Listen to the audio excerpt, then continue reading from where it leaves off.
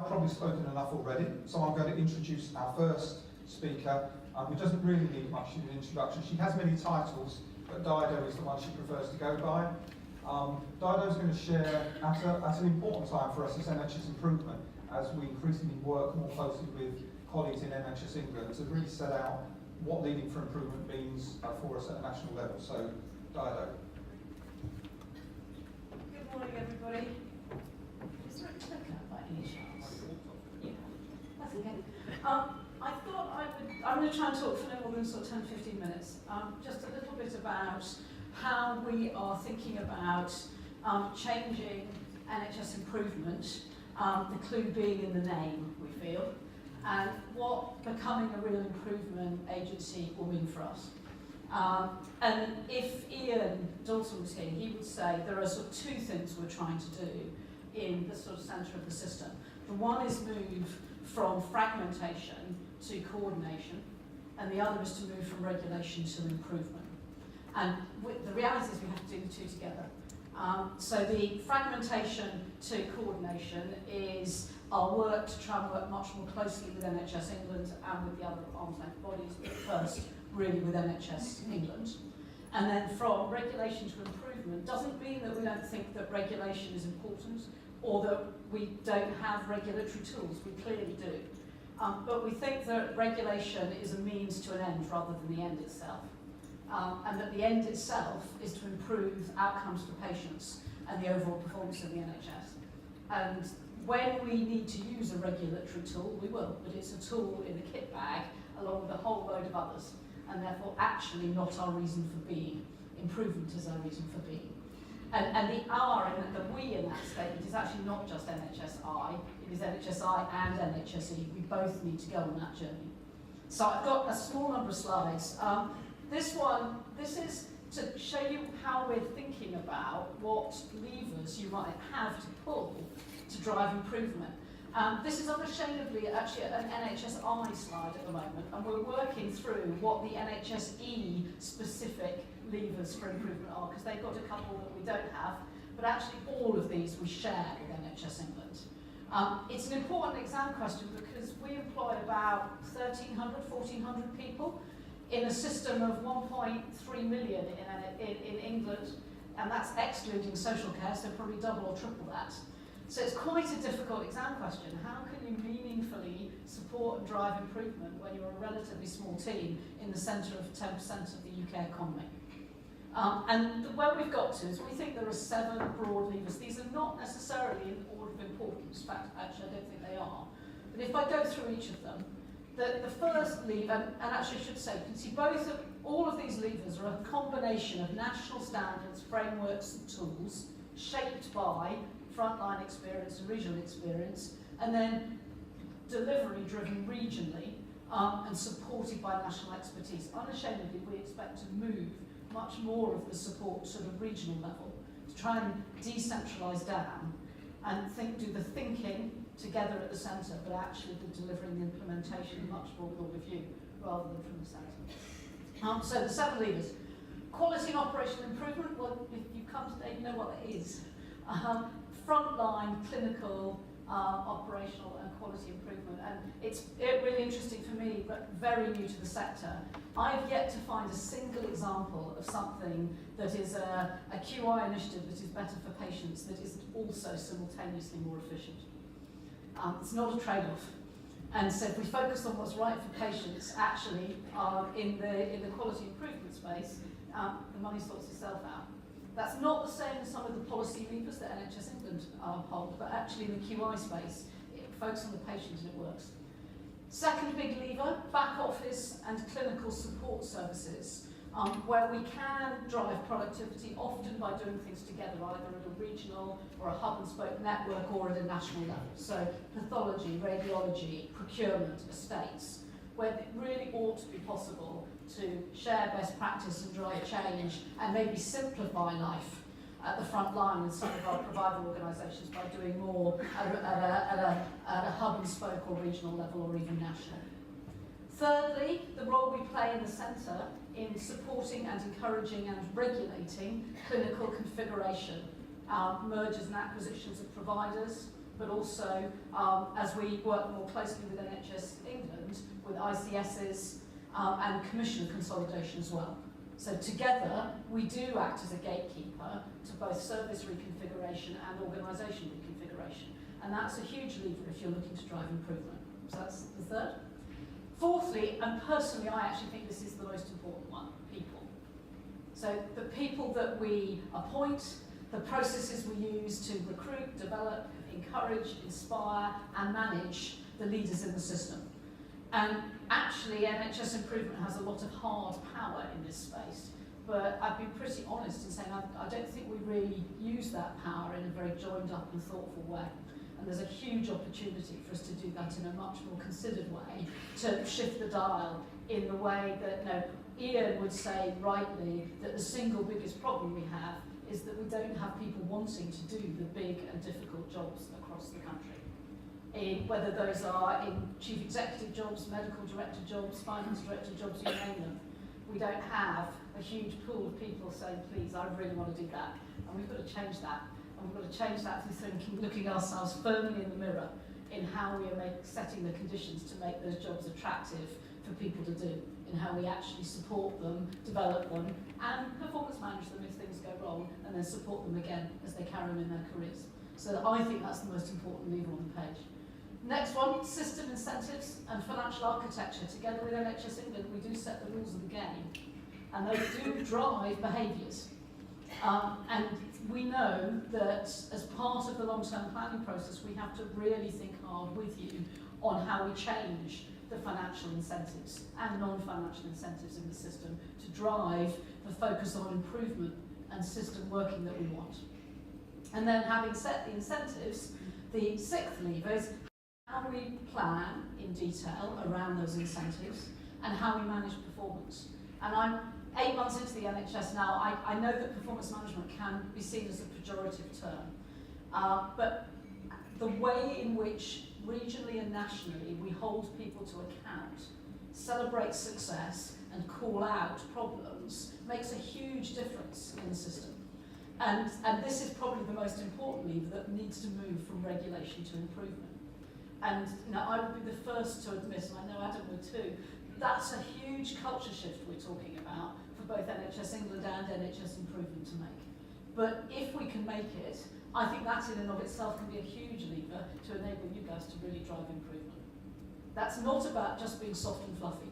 It's about having tough, difficult conversations in an adult, professional, supportive, caring way. And then the final lever, and it shouldn't really be the final lever, we debated whether it was a lever in its own right, because of course digital is in everything that we're doing in this modern world. But actually, making sure that we really do lean into the opportunities and acknowledge the challenges that technology is bringing to us is in and of itself something pretty enormous. And I think that for NHS Improvement, there is a lot more that we need to do to get on the pitch working with NHS England in the whole digital transformation. And unlocking, I'm a big believer that digital change, what makes it hard is not the technology, what makes it hard is people. Because none of us find technology change easy, and I'm right at the bleeding edge of an enthusiastic techie, and I still get really pissed off when Apple changed the way my phone looks in the morning with the new iOS upgrade. And that's a tiny technology change compared to the sort of changes that we're bringing to the health system that will bring tremendous good to society, but they're really hard to make. So that's the way we're thinking about improvement. We've got a long journey and a big transformation programme of our own in NHS Improvement to actually deliver an organisation that does all of this in a really joined up way. There are bits of this actually that I think the team do really very well today, but they're not quite corralled in this way.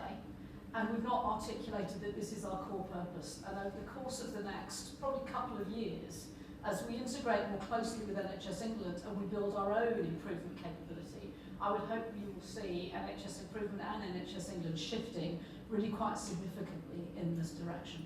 So that's where we're heading. Very briefly, I wanted to just say what I think is the most important. So I've pulled out people. In the end, I think the most powerful lever for all improvement, all change is culture. It's nebulous, it's hard to put your finger on it, but in the end, it's what drives change. And I've been using these slides that hit me like a railroad train when Henrietta Hughes, the National Freedom to Speak Up Guardian, presented to my first NHS Improvement Board meeting in December. These are some charts that are in her annual report that show, now there's a real chicken and egg debate on what's driving the correlation here, but it is inescapable that our trusts that are performing best are the trusts where it's safest to speak your mind and perceived to be safest by the people who most matter at the front line. They're also the trusts where people think that they are working hardest to keep encouraging that honest and open culture. So if you look, people in my organisation do not suffer detriment as a result of speaking up. Now, I'd argue that only 60% in our outstanding trust is still not that great, but it's absolutely awful that you're at 25% feeling safe to speak up in an inadequate trust. And then you look the other way around, my organisation is actively tackling barriers to speak up, a recognition that this is hard. It's really hard to do this well, and the good organisations are continuing to keep working at it. So I think it's just inescapable. And if you look at there are significant barriers to speaking up in my organisation, outstanding trusts around zero, no barriers. They're working at it, they're keeping going, whereas inadequate trusts, nearly half of the people we surveyed said there are real barriers that prevent you from saying what I think that's the key. And you know, I'm not a behavioural science expert. I've not done hands-on operational improvement in the health service, but I've led large organisations, and I know that in large service organisations, the people who know what needs to change are always the people working on the front line. And if you have a culture where you genuinely listen to them, you change things. If you have a culture where they're too scared to tell you what's going on, you don't. So, role modelling. I think that to create that culture, everyone is a leader. And it isn't just about the hierarchy. The hierarchy makes a big difference, but it's all of us. So I've been saying in the centre of the NHS, I think my job is to try and change the weather. I can't actually change what anyone does in an individual organisation, but I can change the weather in the system in which you will operate. And to try and do that, each of us, now there are loads of different frameworks for this, and I'm a big believer that if, and my favourite sport, I was a very bad amateur steeplechase jockey for 20 years, so Tony McCoy is my hero. And AP used to go home every evening and watch every race he'd ridden in, whether we'd won it or lost it, to see how we could improve. Every single day. And he is the greatest jockey there's been for 100 years, but he was incredibly critical of his own performance and kept learning. I think the same is true of leadership, that it doesn't matter how good or bad you are, you can get better every day. So this happens to be a McKinsey framework of how you drive change. You can use any of them, and I find it's always helpful to remind myself, oh, how much have I really lived that yesterday, today, tomorrow? So we know that people will change their mindset and behaviour if their leaders and colleagues and the people they work with also change. So if we role model the behaviour we seek to see, something magical happens with the people around us. And it doesn't matter how senior or junior you are in that group, it does make a difference. If there's a compelling story, if I understand what's being asked of me, most importantly why, and I understand why it makes sense, it's so much easier to change. If I have the skills, so if I have the skills and the opportunity to behave in a new way, there is nothing worse than being sent on a training course, getting all inspired and excited and coming back to your place of work to be actively discouraged by the people around you to do what you've just been inspired about. That makes things worse, not better. So having the skills and the opportunity to behave in a new way, and the reinforcement mechanisms, that I see that the structures, the processes, the systems support the change I'm being asked to make. There is also nothing worse than the cognitive dissonance of being encouraged and inspired to do one thing and everything around you unconsciously encouraging the opposite. That's why change is hard, because as you move, as you change, by definition everything around isn't yet reflecting that change. And that's very much where I think NHS improvement is today. So I'm conscious that there are fine words about our desire to move from regulation to improvement, but we're all wrestling with how we actually shift our little super tanker in that direction. So that's probably enough actual talking from me. I want to take some questions, but I hope you can hear that in NHSI, we really do want to live up to our name. We think it is the secret ingredient to driving the changes that our patients and our citizens expect of us and have every right to demand from us. Adam. So I was going to start with a question, but I'm not, because we've got a load coming, which I think will appear on the screen. I'm going to broadly take from the top, but there are a few clusterings. So a couple of things about this. You've kind of answered the question, but actually probably getting beneath it. Will NHS INE working together genuinely lead to a reduced focus on regulation?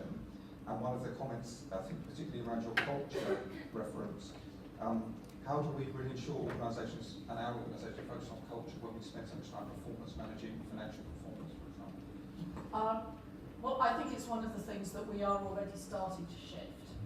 So we've been starting to do board-to-board meetings with the 15 most challenged trusts in the system.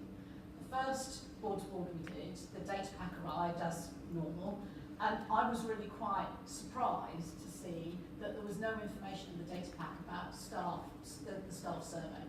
I asked the question in the room, and no one in the room, either from the trust or our own team, knew the answer. The last set of board-to-boards that we did a couple of weeks ago, we actually spent half of the discussion talking about what we needed to do together to try and unlock staff engagement and shift and try and solve some of the workforce issues in that particular trust. So actually I think in the way that we implement some of our, and that felt probably a bit of a regulatory intervention in some ways, and yet it was a much more people-focused discussion. So I think we can immediately shift some of that, and I'm in my small way trying to do that from the top, which is asking those questions. Those of you whose trusts I visited will find I pretty much always ask, as I wander along the corridor somewhere, so how are you implementing the freedom to speak up guardians? And it's quite interesting the range of answers I get. So I think that, and inch by inch, we can change the way we hold people to account to really think about what are the root causes of the issues of poor performance, rather than just focus on the outputs, which will, we have to understand the outputs and focus on the areas with the biggest problems, whether they are clinical, financial, operational, or people. But actually what I've been discovering is regardless of what the output problem is, the input problem always, the root cause always seems to be people. And that takes you quite quickly into much more of an improvement focus and much less of a referee focus. So I think you've answered in part recognising the super tanker that we are, and change takes time as we recognise and provide us just for ourselves. But a question here really about the walking the talk. So how do we ensure that as NHSE and we apply a QI approach to our own work, and one specific example is using measurement for improvement that we encourage others to use and have adopted. How do we ensure that we're walking the talk? I think those of you that have gone through successful transformations in your own organisations will know that there is an order in which to do this. And we're right at the beginning of the journey. So the first thing we're doing is, and it's very, it's very uncomfortable and challenging for a lot of our senior team, is actually creating a new senior leadership structure. So until we've got that, we've sorted out how we're going to govern the two organisations, NHSE and NHSI, and how we're going to govern it together. So like a lot of systems in the country, we're having discussions about committees in common and how those will work. So we've got to get the governance and the senior leadership team in place and settled, and then I think we've got to embark on the same sort of culture change, investment in organisational development and in QI training that a number of organisations have successfully proven is the route to driving change. It's a bit more complicated when you don't have frontline services that you deliver. So working through actually what does adopting a QI methodology mean within NHSI and NHSE needs a bit of intellectual thought as well. But I've no doubt that we've got to spend some money and some time on doing it. But it isn't the first thing we should do. The first thing we've got to do is get that leadership team settled and in place, the right governance in place, be clear on our priorities. By the way, there's a big thing called actually building the long-term plan for the NHS. It's quite timely that we're doing all this at the same time. So we've got to set out our strategy And then as we start to implement that, I think getting to a common approach to QI across both organisations is going to be an essential building block. I agree with me. I completely agree with you. I completely agree with you. And the reality is, this point is, we will not change overnight in the same way we can't expect organisations to change. This is difficult. The last area I'm going to focus on, because we've run out of time, is that you've spoken and you talk a lot about culture. If it's our biggest lever, what can NHSI do more to support trust who need to get their culture right? I would add, beyond the cultural leadership tools that you can see outside that we're now working with 60 trusts on, but on a more general basis, if we think that is the biggest lever, what do you think our role is to support trusts that want help with this work? I think that there are a whole suite of tools in the toolkit, some of which are fully formed, as you just described, some of which I actually think we need to improve significantly. One of the most challenging days I've had in my very brief NHS career was a day up in Liverpool with Joe Rafferty and the team at Merseycare talking to a number of the whistleblowers from Liverpool Community Hospital about what went wrong there. And they were incredibly open. And I think there are some hard tools we also need to develop. I think that if we're really going to help develop culture, we have to call out bad behaviour too. So I worry that we have treated people, senior leaders in the NHS, who have failed, in very straightforward, we just chop their heads off. And then a year later, they pop up somewhere else in another job in the system. And it doesn't appear to matter whether you've done something morally reprehensible that means you really shouldn't ever work in the system again. There are some of those people, not very many, there are some. Or the majority of those people where they were in a really difficult situation. It might have been that it was just a problem that was too big for them, or they didn't have the right skill set, or it was insoluble. We treat both of those types of people in exactly the same way, and I think we need to change that. So I think we need to be much more supportive when things go wrong, when you've not crossed a moral line at all, you've just simply not succeeded in that role. That doesn't make you a bad person at all. And there, people deserve, senior leaders deserve support, coaching, development to move into a different role in the system. But if you've crossed that moral line, I think we need to think very seriously about what the responsibilities of the regulator are to call that out, because you look at Liverpool and not one of the regulators worked it out. And we have to hold the mirror up to ourselves that we didn't do that job very well either. So I think we've got to take the coaching, support, development and performance management of the senior leadership cadre much more seriously in NHSI. And I think that's a very core part of that people lever. And you will see us start to change the way we do that. And maybe leading to people queuing up to take the big jobs on because they feel they can do it with the right. Exactly. And you don't have to look to the private sector for this. If you're in the army or if you're in the Foreign Office, you get promoted by going to the difficult places. You get paid more, you get the recognition, the reward, and you get the promotion. And from what I can see from the NHS, the opposite pretty much has been true. And we have to shift that. We have to recognise the heroes who are going to the really tough places. And if they don't fix it in 10 minutes, we shouldn't be surprised. We should support them and coach them, give them time to, and then recognise that they might have moved the dial not perfectly, but quite a long way in a really difficult environment. So we have to close the session now, but I'll just finish on one point. I'd really like to emphasise the fact that this isn't Dido coming up doing a 20-minute presentation on the topic of the day. This is the theme that consistently is coming through, and we are talking about at the executive team level all the time, and it's making a difference. So please go away thinking this isn't spin.